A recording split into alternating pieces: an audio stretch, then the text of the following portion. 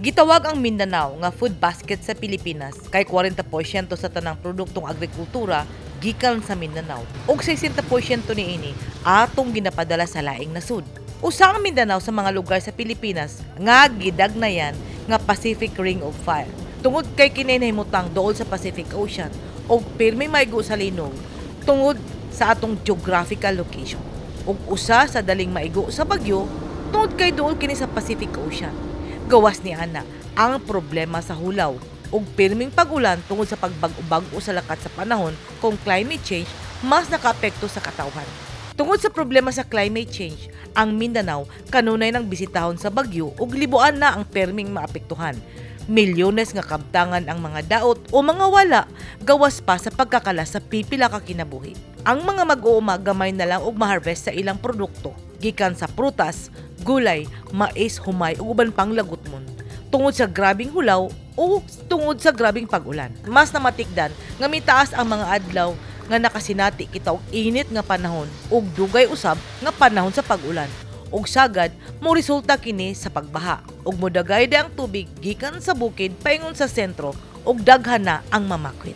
Apil na dinhi ang Davao Region. Sumala sa mga eksperto sa climate change, padayon ang pagbago-bago sa temperatura sa atong nasud ug sa uban pang lugar o nasud sa kalibutan. Ug posibleng sa tuig 2050, ang average rainfall o ang panahon sa pag-ulan moubos pa sa 11%. Bot pasabot, mas muinit pa ang atong kalibutan. Ang problema sa pagbago-bago sa panahon, ato nang gibati. Atong obligasyon ang pagpanalipod sa kinayahan. Makatabang kita sa problema sa climate change. Una, ang paglabay sa basura sa saktong lugar ug ang paglahi sa malatak ug dili malatak. Ang pagtanom og punuan sa kahoy sa atong palibot aron makatabang kita sa pagpalunhaw sa atong komunidad. Likayan nato ang pagpamutol sa mga punuan sa atong kalasangan ug ang paggamit sa natural nga rekadas sa atong pagluto. Ang dili paggamit sa mga artipisyal nga pagkaon o proseso nga pagkaon dakong tabang sa atong kinayahan. Balikan nato ang tradisyonal nga rekado sa atong kusina. Kini ang pipila ka mga butang nga atong matampo aron makatabang kita sa problema sa kinaayahan. Ikaw, ako, kitang tanan, dunay kaakuhan sa pagprotekta sa atong kalibutan.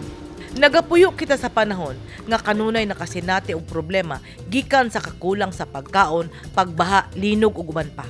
Angay natong sugdan ang kabaguhan sa ato mismong mga kaugalingon ug atong mga panimalay. Kay dit kaduayon News 10 Philippines, stay safe!